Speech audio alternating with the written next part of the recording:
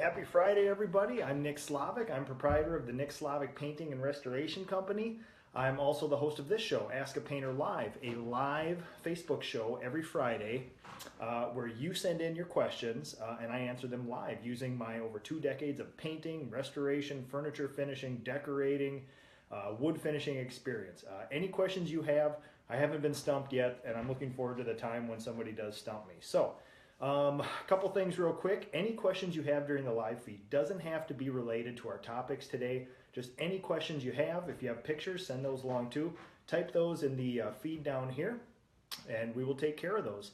I'm going to take a second here to type in a little message for the top. And it'll be just a second.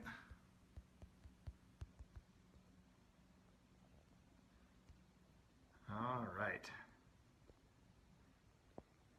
All right. So today we are coming from my new page for Ask a Painter. It's a standalone page. There'll be some changes coming in 2017, and I wanted to preempt those by having its own home amongst Facebook for those reasons. Now, if you guys have questions during the week or when I'm not live, you can certainly go to the Ask a Painter page, start a new thread for each question. So don't reply to something, don't add on to somebody else's thread. Go to the top of the page and actually post to the Ask a Painter page. Include pictures if you have some, any processes, describe any processes, tell me what products you use. If you ran into something wrong, tell me what went wrong. If you are just thinking about a project, tell me what you would like done, and I can walk you through how to get there. Okay, so today we have a couple interesting questions. Somebody wrote in about a butcher block table that they'd like to finish. They're having some problems with some water rings, and knife block as well. So I thought it'd be a good time to go over some household woodworking projects. And for those of you who have seen more than one of these, you will be very familiar with the products I recommend and the processes I recommend. But I actually brought a bunch with me today to actually show you guys what we should do. So let's see what we got going here. Oh yes, in the spring there will be a huge restoration project. I'll be restoring this house that you see here on the outside. This house will be turning 100 years old this year, and as a present to it and my family, me and my merry band of craftsmen will be restoring the outside of it all by hand. So there'll be sort of a daily, semi-daily sort of update on that. So that'll be kind of fun to do that. Also, I have 2017 apprenticeship spots open in my business. So if you know somebody who would like to get into the trades and learn it from somebody who has devoted their life to it, let me know. You can go through the Ask a Painter page, you can go through the Nick Slavik Painting and Restoration page, you can go through the Nick Slavik page, or call me on my business line if you or somebody else you know would like to be an apprentice of mine and learn a trade and possibly devote the rest of your life to something like this like I have. Wonder if there's anything else here. Okay. The first question is from a gentleman named Philip Ross. He's from my hometown here. He sent me a picture of his butcher block table. In a post about 10 minutes ago, I included color images of this table and also this knife block I'll be talking about. Philip writes in, parents gifted us this cool butcher block table. How would you finish it? Would you finish it? Seems to make water rings very easily, but they tend to disappear. Is Minwax the answer? Okay, so when he posted this, there was a flurry of activity. Everybody jumped in really quickly and said, absolutely don't put any varnish on it, don't finish it, don't seal it. Use a series of butcher block oils and other sort of treatments like that. The one thing that sort of everybody kind of overlooked in all their recommendations of this stuff is that he does not want water rings on this. That's one thing to consider. Number two, I messaged Philip and I asked him if he will actually be chopping food on it or if it's just a table that you eat at. He replied to me, this is just a table where we set plates on and we eat from. So everybody in the thread recommended a product like this, sort of wood oil. Now, there's a whole bunch of stuff available for finishing butcher blocks, cutting boards, all that other stuff, penetrating oils, things like that. The only thing you should not do when you do stuff like that is use an oil that can putrefy. If you use canola oil, vegetable oil, olive oil, it putrefies. It's a food product and it will actually go rancid on your cutting board. So you don't want to use that. There's lots of great products out here. This is actually a oil derived from hardwood. There's walnut oil. Mineral oil is a really easy one. A lot of people have mineral oil in their medicine cabinets, so you can even use mineral oil on it. If Philip was going to use this table as an actual cutting board and prepare food on it, I would say this would be the perfect product for it. Now, if you wanted to do something to it, I have made a bunch of cutting boards in my house. And matter of fact, I'm gonna grab one right now.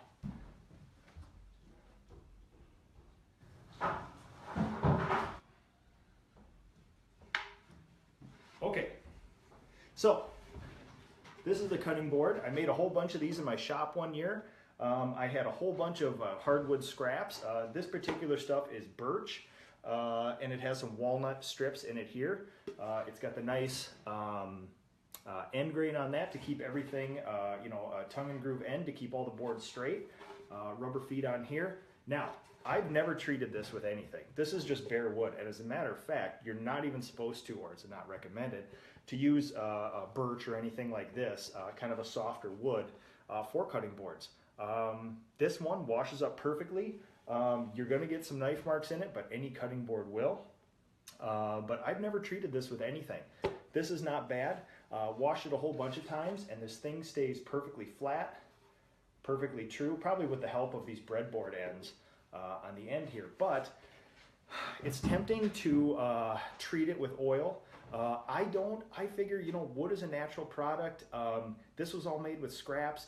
If something went wrong with it, I will just get rid of it and make another one. But if this thing is very dear to you and you want to seal it from water when you're doing food, certainly use something like this here.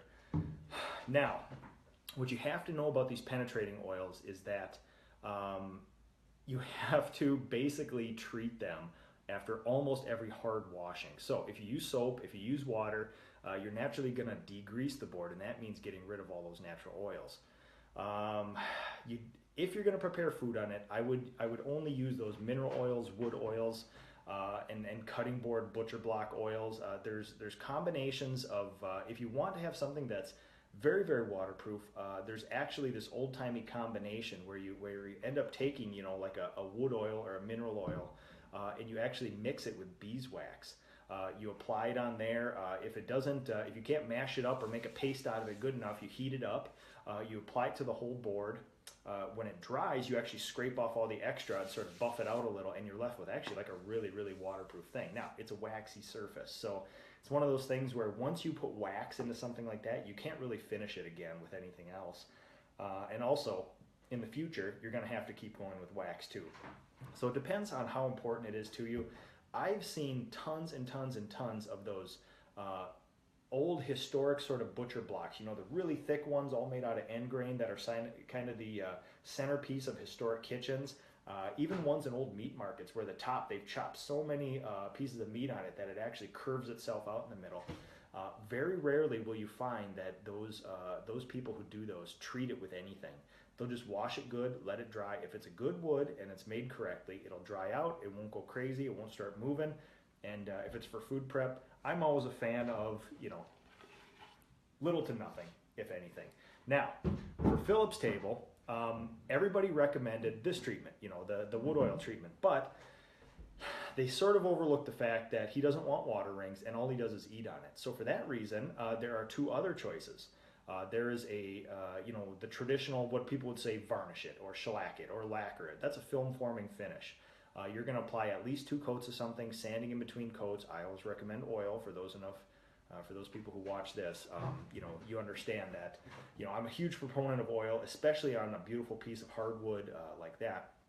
Now, there's 2 ways to go. You can do a true film forming finish, or you can do sort of a hybrid finish. Furniture makers, woodworkers like to call it a wipe-on varnish. Really, basically, all it is diluted varnish. It's varnish either cut with some linseed oil or cut with some thinner. I always like to use turpentine instead of mineral spirits. Turpentine seems to have the natural resins from a pine tree, seems to slow down the drying a little bit, a little more old-timey feel to it, traditional feel. Let's see what I got for you guys here. Now, my tried and true antique oil. Actually, this table that we are looking at right now, this is all finished with antique oil years and years ago. Now, this stuff, this can either be, this is kind of cool. It's supposed to be a wipe-on finish, sort of that hybrid, where it's a little bit thinned. In my experiments, in my house and in my shop, and I'll actually show you guys a few projects here later, you're supposed to apply this, let it sit for a couple minutes, and anything that doesn't soak in, you're supposed to wipe off with a rag, and then sort of buff it out when it's dry. It gives you a nice, soft, kind of lustery finish. What I found, and this table is actually done this way in a couple other projects, where I apply this just like regular varnish. I brush on a nice thick coat, and I let it dry for about a day or two, and then sand, and then keep applying coats. And it actually is one of the hardest oil finishes I've ever worked with. Now, in its wipe-on form, where you buff off the extra, it takes a lot of coats to build up that even finish. And for very hardwood that doesn't soak in a lot of wood, it doesn't take that many coats. But when you have some softer wood, it's going to take a lot of coats. So that's why I just, I didn't find it in the technical data sheet for this, but I brush it on like regular varnish and level it off. It takes so long to dry that it'll just level itself off eventually and get rid of brush strokes. And it's a perfect sprayed on look to that. And this is the hardest finish that I've ever used. So you can either use this product as a wipe-on, but the thinner the coats you put on, sooner or later you're going to start seeing wear and tear, and you're going to want to apply it more. But if you don't want that very shiny, satiny, glossy look, you're going to have to do the wipe-on version. Otherwise, at least 2 coats of this, most likely 3, will give you one of the hardest finishes for that, Philip. Another thing you can do is my favorite.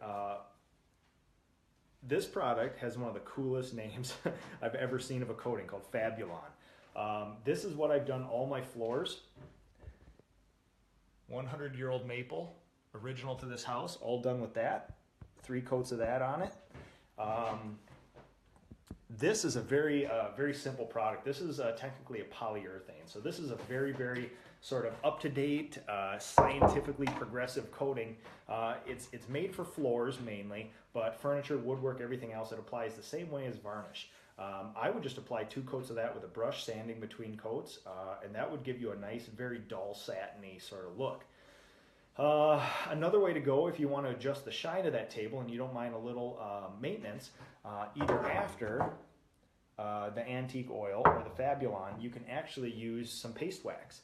And this stuff, tree wax, I got actually, I'm trying to think, only the Fabulon I got from my Sherwin-Williams store. I think they're the only people near to me that carry this stuff. But everything else you see here I got from my Ace Hardware. So it's, again, my theory is always use readily available products. So when I recommend something, you can kind of go find it somewhere too. So, tree wax. This is just like buffing your car. You apply the paste wax with a rag. I actually use old socks. I keep my wax sock in here like this. It's impregnated with this stuff. I also keep steel wool for buffing. Steel wool, buffing with wax and steel wool will actually create a low satiny luster. Now, just like with a car, you wax on, wax off. You apply tiny circles all over the place, and this is after the finish is fully cured. So I would wait a week or 2 if you're going to use an oil.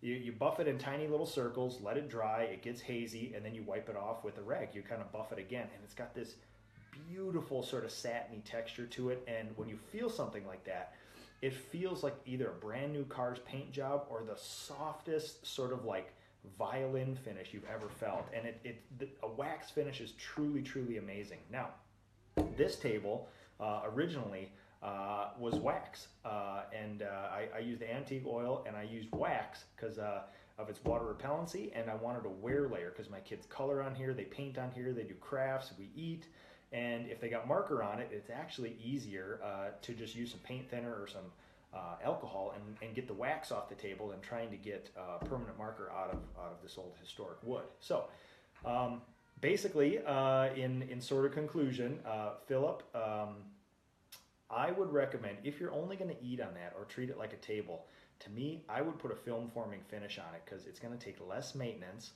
It will stand up to the wear and tear on that stuff, and you will not see rings again. This word of caution: don't let lacquer touch that. Lacquer is not impervious to water.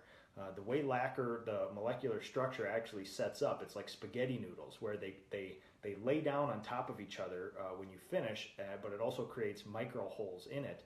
Water will get through there, and when you see these, you know, the proverbial white ring on a table stand, that's actually moisture that has migrated through the finish and cannot evaporate quick enough, and that's where you get that sort of milky haze and shadowing underneath the lacquer finish. Now sometimes it dissipates, a lot of the times on cheap lacquer it doesn't. So number one, if you're going to cut food on that thing, use some oil or nothing. Number two, if it's just going to be a table, use a film forming finish. You'll get a lot of good luck. Most people I know do not like to follow up with a bunch of maintenance, so get a good oil and just go ahead with that. One other product I should probably show you is, you see a lot of this stuff, tongue oil finish. True tongue oil used to be readily available. Now it's super, super expensive. This is basically just varnish that's diluted. It's just a weak varnish. This is supposed to be a wipe-on sort of product. It's a little easier to use for the homeowner. I use it on fine finishing projects or like little clocks, things like that, where it's not going to get a lot of use or wear and tear. But yeah, basically anything you see that says tongue oil finish, they add the finish in there because it's really not tongue oil. If this said tongue oil or pure tongue oil, this would be a very, very expensive quart of that. Now you could still get that stuff, but you probably have to mail order it or go through like a Rockler or a Woodcraft woodworking store for that. So use this. This is a wipe-on. You're not going to get a lot of drips, but it's going to take a lot of coats. Another good product here, as long as you're not preparing food, Watco. These products, I actually finish some furniture with these. When I do some of my craftsman pieces, I have some rocking chairs, some desks, things like that. A lot of times I'll use this for a color coat. It's a sort of finish and color and stain all in one, but it's really not. It's more of a, it's almost like it's a weird hybrid, because I am not in favor of, you know, the paints and primers in one. I'm not in favor of the finish and stain in one, because they're usually just not a good finish, not a good stain, whatever. But this is more of just like a, this is more of almost like, think of a, they used to actually call this, Watco has a wax product where it's like an oily, colored, varnishy product where it imparts a tiny bit of color to something, but it's really a penetrating oil that sort of dries into a hard finish. So with stuff like this, a lot of times if I have that old craftsman furniture and I really want to bring that luster to it and that really deep 100-year-old finish, I'll start with a coat or two of this, let it dry completely, and then I'll just start a finishing process with oil varnish. A couple coats of oil varnish over this thing. So this particular one is natural. It's their lightest one. I also use this for touching up furniture that's been scratched or floors that's been scratched. It seems to do a good job with that. And this one is one of my favorites, the dark walnut. This gives it that super rich, antique, aged patina and depth. Like when you look into the arm of a craftsman chair that's 80 or 90 years old, it just looks deep. It looks like it's got some age to it. So another option if you want, those are more finer finishes. I probably wouldn't finish architectural woodwork with that unless you have a very special application. But otherwise, those are great products there. If you guys have any more specific questions about that, or Philip, if I answered your question sufficiently, let me know. If not, if you have some more specific questions, let me know. The other question was from Jim Callahan, frequent viewer and Mug Club member of that. And oh yeah, also Philip, I will be sending you one of my handmade mugs for that question, and you'll now be a member of the #Mug Club. So, Jim sent in a picture of his knife block here. It's a nice one. It's a Wusthof, so it's worth saving. And he writes, if I were to redo a knife block, what would be a good product to seal it with after it's been stained to put up with wear and tear in the kitchen? Also, how would you block the knife slots from getting stain or poly into them? And finally, would the lettering etched in the wood still show up if I stained it darker than the original color? Okay, this is an odd one because you would think you would treat it like a butcher block where you would want, you know, a penetrating oil, but really you're not going to chop anything on it. And the worst thing that happens with these things is you put a damp or a wet knife in there.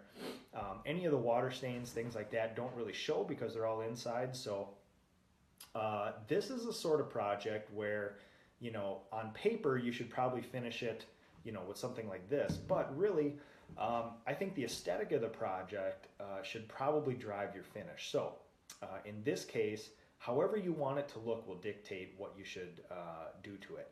My knife block that I have is similar to that one, and it's next to my sink. It's probably going to come in contact with a little more water than most people's. I would definitely do a film forming finish on it. Now, to keep the finish out of the slots, I would not try to block them for fear of getting something stuck in there. What I would actually do is finish it, and it sounds like Jim wants his to be darker, so I assume he's going to use an oil stain on it. So you would obviously clean it up. I would sand it. It's probably bare. Most knife blocks I know and I've seen are actually just bare wood. So I would actually sand it very, very lightly, maybe 180, maybe 200, just to rough up the surface to make sure there's not any soap residue, food residue on it, and then go ahead and stain it with the dark stain. Now, the Wusthof letters on that, because they're in there a little bit, they're engraved in it, and because they already have, they must have either put a little dye in them or they must have wood burned them in there. Because they're darker already, if you stain it with a darker color, the color of the wood and the color of the letters will be closer, but it will also darken the letters too. So you should have the ability to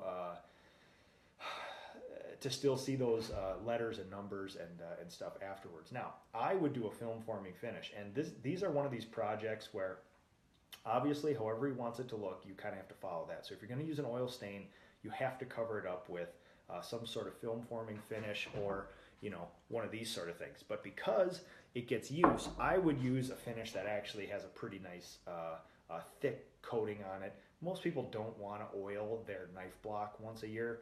I don't blame them, because if you did that to every piece of furniture in your house, you'd be doing a lot of oiling and varnishing. So I would use the traditional, this is good, or basically the Fabulon, or any polyurethane, any oil varnish. A couple coats of that will seal you up really, really well.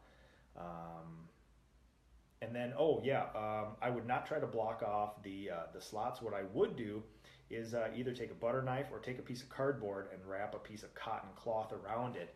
And after you finish, clean out the slots that way to get that. Because otherwise, I would always be afraid of getting something jammed in there, because they're very, very thin slots, something like that. So let's see here. Oh, I promised a tour of some of the wood projects in my house too. So let's see if I forgot anything. Okay, I'm gonna turn this guy around here. Okay, so this table here, sort of my pride and joy. This wood actually came from this neighbor's house right across the street here. Their house is a little bit older than mine. This is solid red and white oak. This house, the house was actually framed with this, and he tore a bunch of the attic stuff out, and he was piling this up by the road, and I was just going to take it, and any old wood I see I usually try to save, but this stuff, solid oak, and it's the real 2x4s where it's 2 inches by 4 inches. And I had a friend of mine come over, and we built a mill out of one of my table saws, and we milled it all down. We jointed it together, and I actually did a really cool breadboard end here where there's a super thick mortise that starting about here comes out, and it's actually a tongue. I hollowed out the whole inside of this board, and then I slipped in the end of the table, because I am not a great woodworker, and I'm always afraid of these things warping. So kind of the same idea as my cutting board here, except the tongue is not exposed there. It's all inside. But this table has not moved an inch. None of these cracks have opened up. Maybe it's good wood. Maybe it's because I finished it on both sides. I finished the bottom as well to keep water and air out. And this is actually, let's see, about, I would say 4 to 6 coats of this stuff, brushed on as heavily as I can, and then buffed out between, and then waxed. So I am normally not in favor of a very, very glossy finish, and this looks a little glossier than it actually is because of the light. But this holds up to my family's wear and tear beautifully. I would imagine this table is 8 to 10 years old. I've never had to revarnish it. I think I've only waxed it once or twice here, but it's holding up really, really well. Another thing that I did with this particular project was, let's see if I can find one right here.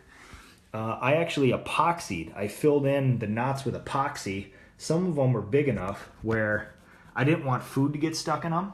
With nail holes, they've sort of been filled in with little bits of debris over the years, but with that I actually used clear epoxy, and in about 3 applications I filled in some of the knot holes like that. So I think there might have been another one around here somewhere, but oh yeah, here's a big one. Here's this one here. One of the kids started digging this one, but yeah, that's just to stabilize that. I just didn't want large pieces of food or anything else in there. So this table, this has been the first time I ever used antique oil was on this table. It was an experiment, and I have thus been turned on to the benefits of that. Now, all the old maple you see here, this is original to the house, completely refinished. And this has 3 coats of Fabulon, the satin floor polyurethane. In this particular floor, I hand brushed all these just as an experiment to see if I could get a good finish. And this stuff is held up to my kids' toys, wear and tear.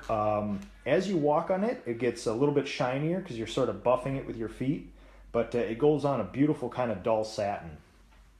Okay, moving on here. All the woodwork you see in this house is not original to the house. I actually milled all this from rough white oak, made all the profiles myself,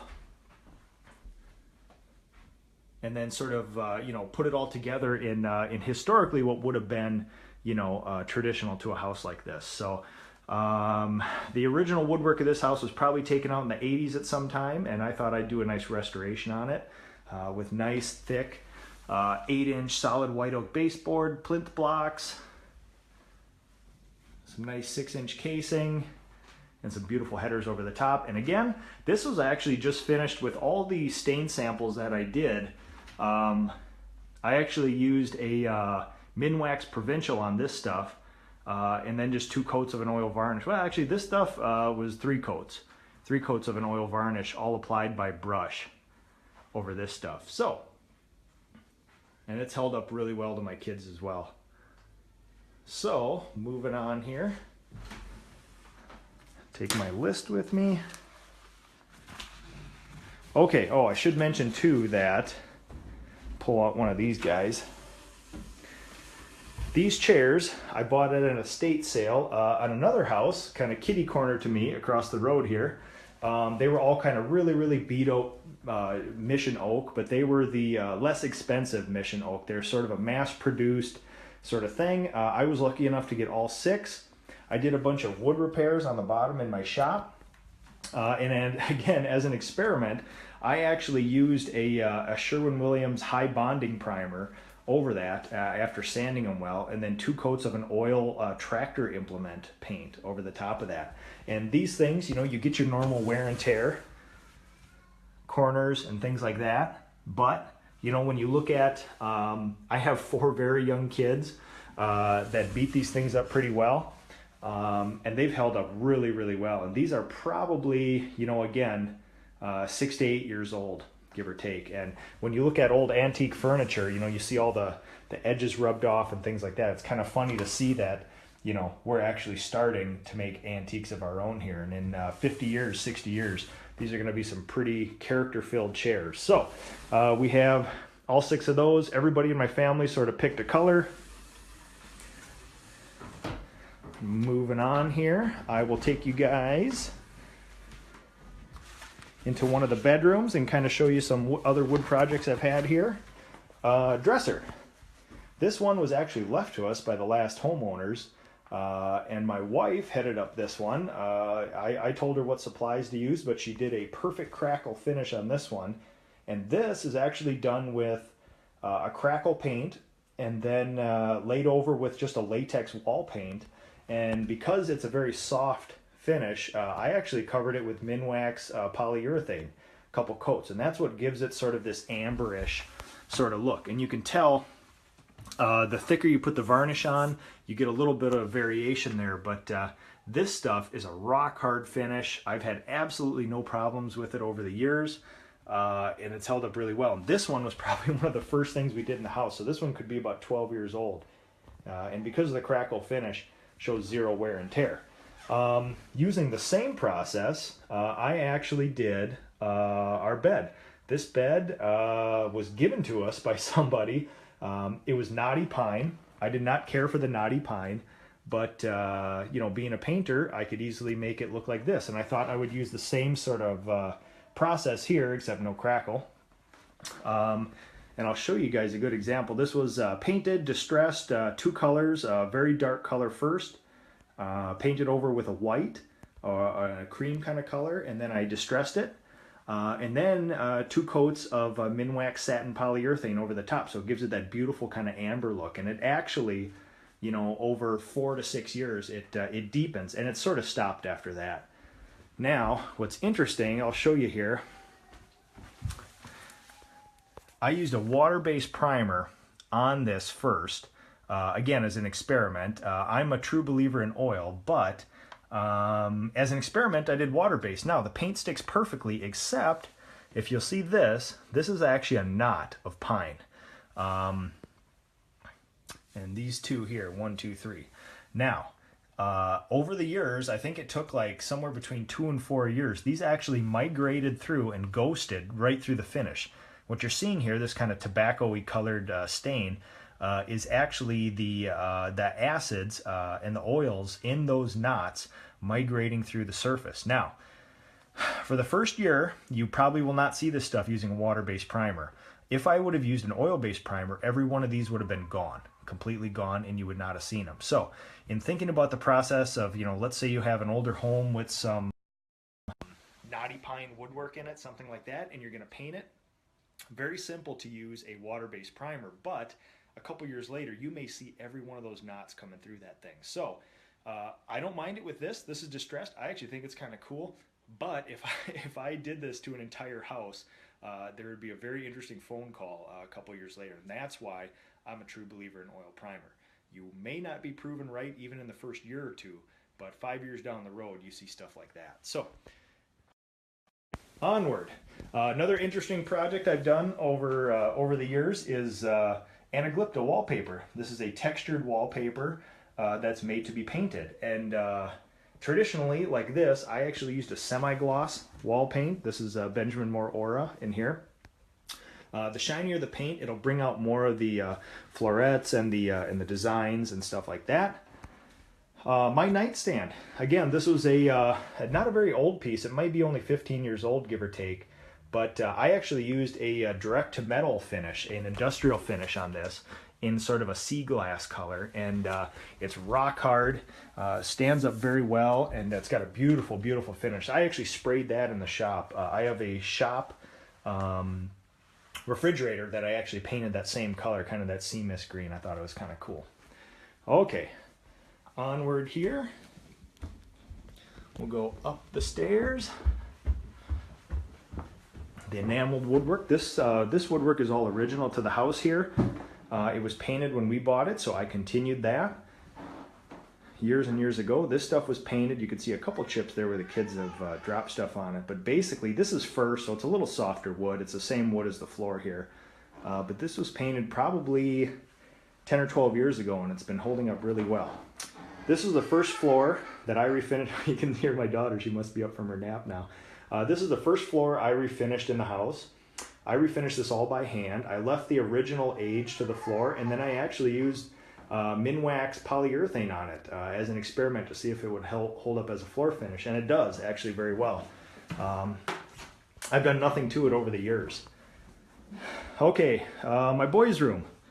Here is a bunk bed that I built for them a couple years ago. This stuff was finished using Sherwin-Williams oil enamel, the Pro Classics. This was all brushed on.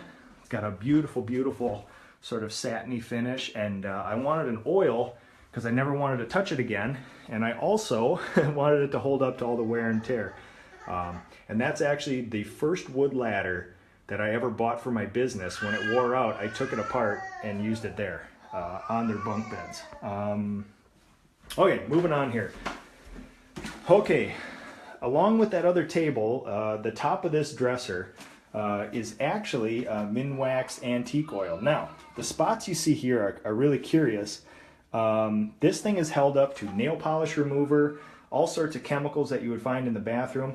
The only thing that I can find that actually hurt my Minwax Antique Oil Finish is a baking soda toothpaste. So these spots here ate through the finish. These couple here, when my kids left some baking soda toothpaste out, kind of makes you wonder about putting that inside your body, but it'll eat away the finish on that stuff. So, you know, I'm sure there's other things, lacquer thinner and whatnot, that will soften this finish, but that's sort of amazing that a product made for going inside your body would do that. Okay, one of the last things I will show you here, this is our, I'm going to flip this guy around to give you the good view here. Okay, so this shower here used to be the walk-in closet. We completely gutted it, tiled it. It is now 100% waterproof. So the kids can splash water in here. We do the sort of prison shower thing where we, you know, when the kids are young, we let them all play in here. We just hose them down, you know, scrub them down. The window that you see here, I made this trim. This is made out of AZEK, the polyurethane or PVC trim. It's plastic trim, but very, very high density. I jointed it all together. I made the frame for this, this sealed window. I used a water-based primer on it. That's what the manufacturer called for. And then I coated it with Benjamin Moore water-based Impervo to follow the system there. And, oh, trying to think now. Somewhere between 4 years, 6 years, somewhere in there, it has not showed one bit of wear and tear. And you can see how close proximity the shower heads are to this stuff. Perfectly waterproof, the finish is not marred. This truly amazed me. I thought I'd be redoing this stuff more often. And same thing goes for the frame that you see here. I made that out of the same PVC trim, and this stuff, because of the proximity to this one, this is the main shower head that we use.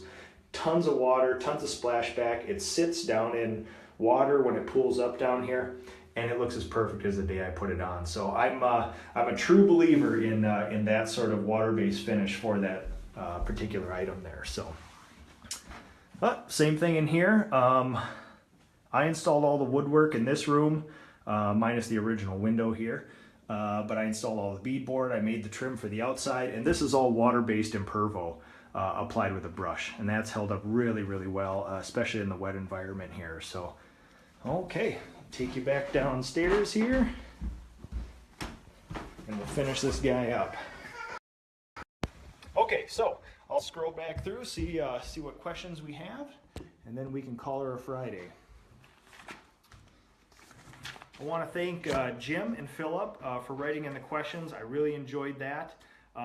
Again, Ask a Painter has a new home now. It's got its own Facebook page. If you have questions for me, if you have questions for the show, doesn't matter if it's during this feed or after, go there, start its own thread. Don't reply to something you've already seen, it'll get buried. The purpose of making a separate page for that is I really wanted each question to live its own little life so I can find them. I'm getting inundated with so many questions and pictures and things like that. I really want to be able to find them and dig them out and use them for this show. When people comment on stuff, I want it to live its own little life on that page. So when you go to the Ask a Painter page, just go to Publish, go to Post, and post its new, brand new, something all to yourself like that. So there will be some big changes coming in, and exciting changes coming in 2017 for Ask a Painter. That page was specifically set up to sort of usher in some of those things. So if you guys have any questions for me for this next week, I'm looking for topics for this next week. I'm also looking for questions. So just like Philip and just like Jim did, send pictures, send processes, send an explanation of what you would like done, and we can go from there and see what you need. So I'm just going to scroll through here and see what we got here. Oh, Jamie Gurman, thanks for tuning in. Jamie actually brought me one of the coolest front door and screen door combinations I've ever seen. It's a very historic sort of a beautiful old wood door, fir door. I posted on my Facebook page probably a year or two ago.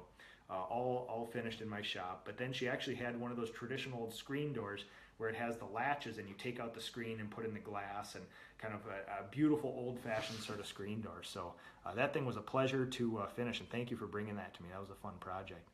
Jonathan Gifton, thanks for joining in. Chris Shank is supposed to be hiking in the Ozarks Evidently, he's not that deep in the Ozarks because he is getting cell reception. Tammy, thanks for tuning in there. The anaglypta that you saw in my bedroom, I did a very similar process to Tammy's house. Running up and down her stairwell is actually a very good look, and a backsplash in her kitchen, and then painted. It's a very interesting look. So, Tim, one of the charter members of the Mug Club, thanks for tuning in today. Allie, good to see you tuning in as well. Adam, fellow worker of mine, worked under me for a number of years. Excellent worker, and glad to see you. Glad to see you tuning in. Joyce Husseini, you sent me a question about a very, very interesting problem on your walls with a possible manufacturer defect in the paint. I am doing my homework on that. That will be a question for next week, so tune into that. And Ron, good to see you there. Tom, good to see you tuning in. Mickey, I hope you got your mug. Mickey had a question about a pre-finished steel door or fiberglass door this last week, and she should have had her mug by now. So hopefully you got that. Mike Leduc, oh man, fellow VFW member of mine. I actually took over the VFW post from him. Great information. They could use your skills here in Egypt. Mike's actually active in the National Guard in an infantry unit, I believe, and yeah, hometown guy here. So in Egypt, I would like to see what you can get for paint there. So you tell me what you can get over there in Egypt, Mike. But thank you for tuning in, and thanks for your service. We all appreciate it here, especially over the holiday season. Oh, Art Gorgon. I did some work on Art's house. He's got one of the oldest brick houses in New Prague here, a couple blocks from mine. Beautiful, beautiful old house, and Art is a true lover of history and things like that. And for an upcoming book I'm actually doing for the New Prague Historical Society, his book will his house will be one of the first old houses I'm going to be profiling for that book of old houses of New Prague. And Art actually did all the all the legwork of all the interviews I did and all of the gathering and looking through abstracts that I did. Art actually did it all. He handed me a binder and he said, well, here's what the house looked in its 3 or 4 different construction phases. He had pictures drawn up. It's the most amazing thing. I wish I had enough time to do stuff like Art does, especially for history and stuff. So, all right, that looks like about it, guys. I appreciate everybody tuning in, taking the time to do this.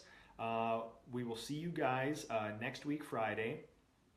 Next week's show might look and feel a little bit different, but I'm also looking for topics and questions. So go to Ask a Painter Live on Facebook, start your own thread about a particular question you have. If I use your question, you will get one of these handmade mugs by a wonderful lady down in New Ulm, and then you will be a member of the #Mug Club. So, thank you, everybody. Happy holidays from me and my family and my business and my show.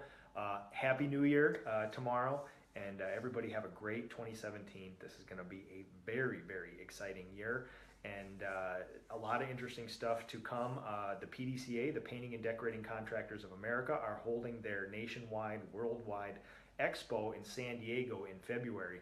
I will be going to that, and I will be presenting a few topics, and it'll be kind of fun if you guys want to follow along with that. I'll probably end up doing a live show from there at some point, and I'm really going to look forward to that. So, topics, questions, if you have comments on something I've done here today or further questions, let me know. But otherwise, everybody have a good weekend, and happy holidays, happy New Year from me to you.